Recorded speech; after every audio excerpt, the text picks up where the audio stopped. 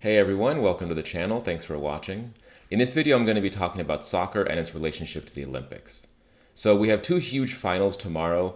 Argentina are playing Colombia in the Copa, and England are playing Spain in the Euros, but soccer never rests, it never sleeps. Only 10 days later, another major tournament starts right up, and that's the Olympics in Paris.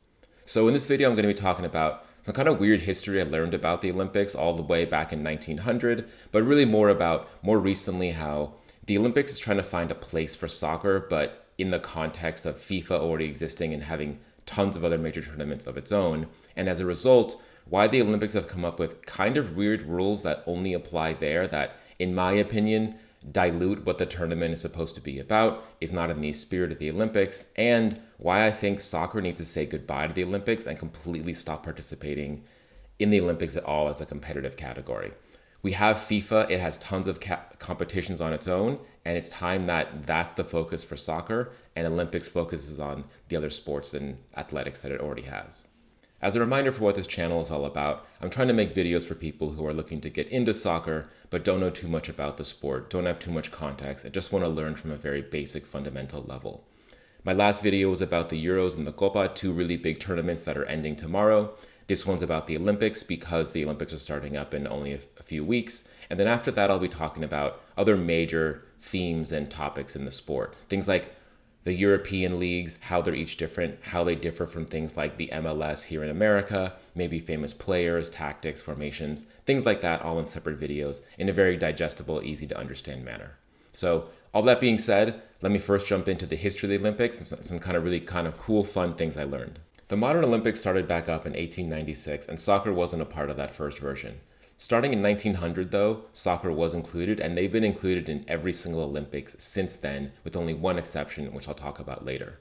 England and Hungary are tied for the most gold medals with 3 each, but if you saw my last video, you know that England are famous for never having won anything major, and while they have won 3 gold medals, that's only technically correct. The best kind of correct. Back in 1900, I think the Olympics were still trying to figure out what they were all about. Soccer was a really new sport, so its inclusion was not obvious, but it was brought about for that second version. But you also had things like tug of war as one of the main events, which honestly I'm not too mad about at all. But soccer started off with initially 5 teams. However, 2 of them decided just to not join in the end, so we only had 3. But also, the 3 teams weren't even national teams, they were clubs from different countries participating. So on the Brussels side, you had Club de Brussels participating. France had Club Français, and England nominated Upton Park FC, who, kind of cool, were one of the first participants in the first ever FA Cup back in 1871. Only 2 matches were held, with the French team playing both of them, but they in the end had a 0 goal differential, and Upton Park FC had a positive one. So as a result, they were the gold medal winners of the 1900 Olympics. The 1904 Olympics were held in the US in St. Louis, and again, it's only 3 teams playing, and again, these are only clubs from countries as opposed to entire nations, players playing collectively. Canada won the gold, the US won the silver and the bronze, and to this day, those remain the highest medals each country has ever won in soccer. Now, I know that's a Union Jack behind the Canadian team flag, but that's because Canada didn't gain their independence until 1931, so I promise that is the Canadian team. In 1908, the Olympics moved back to Europe, this time to London, and there were originally 8 total teams, but 2 of them backed out for financial reasons. Again, soccer is still a relatively small sport at the time, and one of those countries that did participate is France A and France B. It's essentially their junior team playing. But the nice thing is, finally, we have national teams playing as opposed to clubs from those countries. On the Great Britain side, that's meant to be England plus Ireland as opposed to each of those individual countries, but the players were all English. None of them were Irish for reasons that I think we know. As far as the matches go, Denmark beat France B 9-0, and then they crushed the French main team 17-1 for a combined total of 26-1 against the 2 French teams. However, Great Britain won this tournament by winning 3 matches. They beat Sweden 12-1, the Netherlands 4-0, and then Denmark 2-0 in the final. In Sweden in 1912, the tournament starts to feel more real, but there are still some major oddities. First of all, they were considering not even having soccer at all since its popularity was so low, but they do find 12 teams to participate. But 3 of them don't even make it at all. France decides to bow out only 3 days after the draw is made. Belgium can't afford to have its players travel, and FIFA, which is only 8 years old at that point, reject Bohemia as an option even to participate. Denmark lost to England again in the final, but for some reason back then substitutions weren't allowed.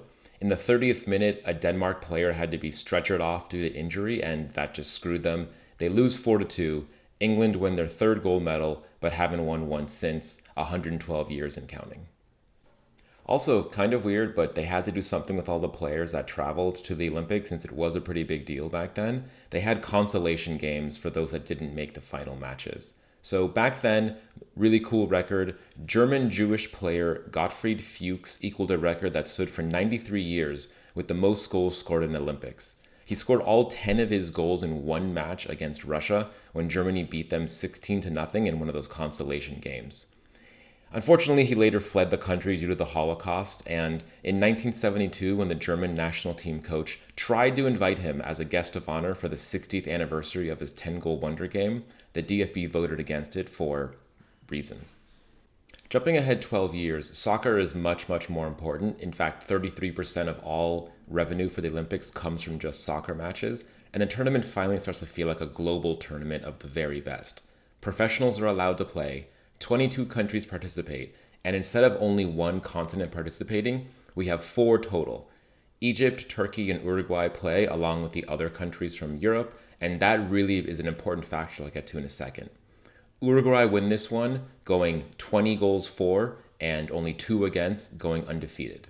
1928 is also really important in that it was the Olympics right before the first ever World Cup in 1930, and again you have many different continents participating in the tournament and not only 1 or 2. Uruguay wins this one again, and that's really important for this reason here.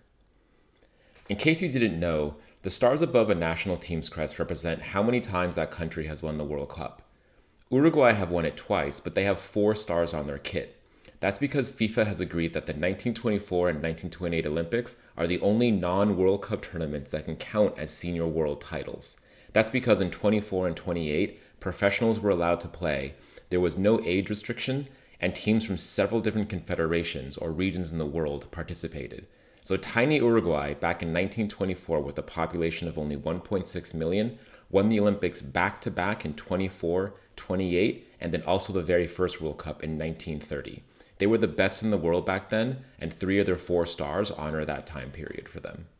There was no soccer at the Olympics for the first and only time ever in 1932 because this is really weird. The IOC decided to help FIFA out by making the 1930 World Cup feel more special and not put on another major tournament only 2 years later. Kind of hard to believe given how competitive FIFA and the IOC in general are, but they were helping each other out. In 1936, because FIFA existed and the World Cup was going on, and that allowed professional players, the Olympics tried to differentiate itself and have only amateur players playing in soccer, which is kind of weird and a little bit murky, which I'll get to in a second. But this is the beginning of that new trend at the Olympics for soccer. Also, for what it's worth, 1936 is when Jesse Owens embarrassed the hell out of Hitler in Berlin, winning 4 gold medals, so thank you for that, Jesse.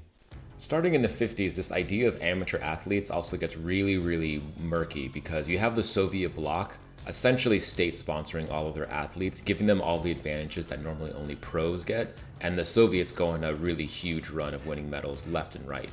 You also have really weird things like in 1952, Hungary won a gold medal, but they couldn't defend their title in 1956 because the Soviet Union invaded their country. Hungary had to prioritize defending their land, and then adding insult to injury, the Soviet Union then won the gold medal in 1956. 1984 is when the Olympics start to go downhill, in my opinion, because they start bringing in a lot of really weird new rules and exclusions. So, starting in 84, the US hosted it, and for the first time in modern times, professional athletes are allowed to play in the tournament again. But to preserve the World Cup as the preeminent world tournament for soccer, FIFA and the IOC agreed that professionals that are playing on the team could have no more than 5 A caps for their national countries, essentially the first team. In Spain 92, that rule continues, but there's an under 23 age limit coming about, which is still the rule today. Basically, players cannot be over 23 to play in the Olympics. In 96, no changes for the men, but the women finally start playing in the tournament. And Quick side note, the US have dominated that tournament. They've won 4 gold medals of a total 7 tournaments so far. The weird thing though was that the under 23 rule does not apply to women at all, nor does the professional max 5 caps rule. Women are allowed to field anyone they want, no restrictions of any kind, totally different than the men. Starting in 2000, you have the major rule that, in my opinion, kind of ruins the idea of what the Olympics is all about. In theory, amateur athletes. On the men's side only, because the women have no restriction, each team is allowed to have up to 3 players with no restrictions of any kind. Their age doesn't matter, their number of caps don't matter, and their professional status also doesn't matter.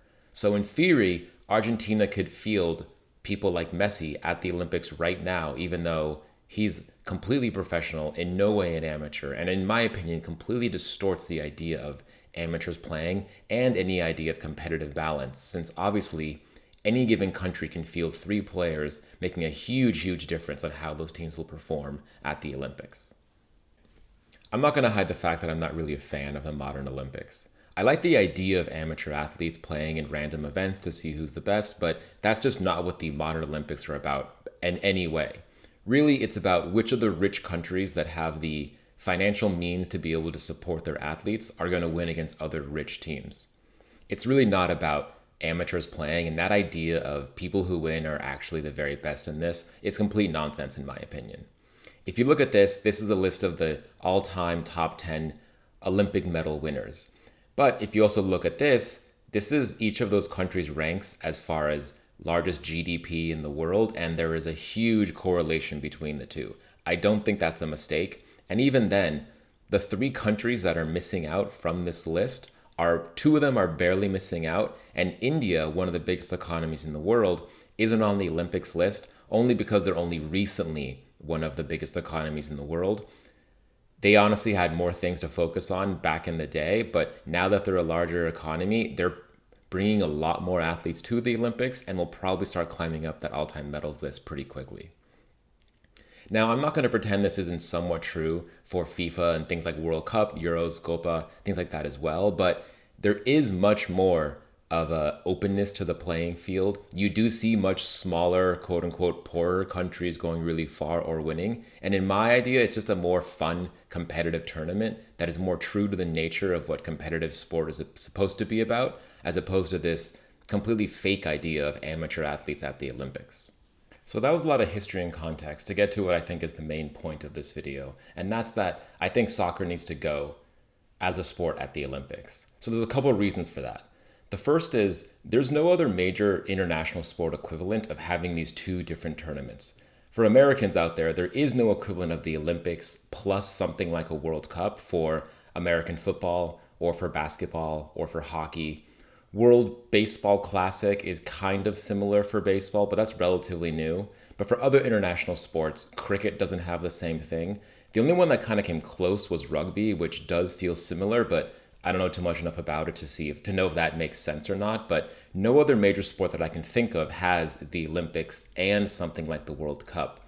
In my opinion, it's just 2 competing tournaments and we don't really need them. One is enough for me. But the reason why I think the Olympics needs to go is for several reasons. One, we have these really weird restrictions that only apply at the Olympics and not at the World Cup. It just kind of seems to be really arbitrary and not make sense. It's also really weird to me that it only applies for the men and not the women. That just seems really unfair and just kind of defeats the purpose of equality. This arbitrary under 23-year-old rule maybe made sense when it first came about, but nowadays we have tons of incredibly talented under 23-year-old professionals who are still technically amateurs in the eyes of the Olympics. You have 16-year-old Yamal from Spain, 17-year-old Endrick from Brazil, 20-year-old Jude Bellingham and Musiala from Germany. These guys are amazing, play on the biggest professional clubs in the world, and are by no means amateurs. To me, the hugest issue, though, is the 3 exceptions for, on the men's side, any player being allowed to join really destroys the idea of competition, equality, fairness, and definitely the idea of amateurs only playing. Ultimately, that really leads the Olympics to me being a secondary tournament. I just don't see it being on a level playing field like any of the FIFA ones, and doesn't make any sense. Also, on top of that, FIFA already has an under 23 World Cup. That to me is the more pure version of what the Olympics is trying to go for. And yet that exists along with the main World Cup and the Olympics. It's just too many, in my opinion. And it's time for soccer to go from the Olympics. The idea of having two tournaments doesn't make sense. The restrictions make no sense. Also, FIFA, the world governing body of soccer, doesn't even recognize an Olympic medal as being of merit at all in their eyes. And it's why I also really don't even view the Olympics as being something that matters at all. I never watch it. I don't know who won. I don't really care because it's not really a fair tournament. But I think really the biggest thing for me is players also need more rest. The World Cup, the big European tournaments, are increasing the number of teams that are playing moving forward to make more money. Players' careers are just not going to last as long as they have in the past. We're going to see a lot more injuries. People are not going to be able to play at their peak level. We as fans are not going to see the best playing at their very best. And we're going to see careers shortened to a crazy degree, in my opinion. Theoretically, someone like Julian Alvarez, he started playing for his professional club, Man City, in the fall last year. As soon as the season was over, he immediately joined Argentina to play in the Copa. He is now over 23, but as the exception players, is going to play in the Olympics. As soon as that is over, he's going back to Man City. He has 22 months in a row of no break of any kind, and he's just going to get injured. He's incredibly good. It's going to suck when we miss out on seeing him play because he's overdoing it, because ultimately the soccer powers that be don't really care about players breaking down by being overplayed. So I really think it's time for soccer to leave the Olympics, players to get a rest, fans to get a rest, and for us to focus on the tournaments that do matter. So hope you enjoyed the video. Hope you learned something about it. Hope you know a little bit more about soccer and the Olympics and maybe agree as to why it should go. I'll be making another video soon, so see you then. Thanks. Bye.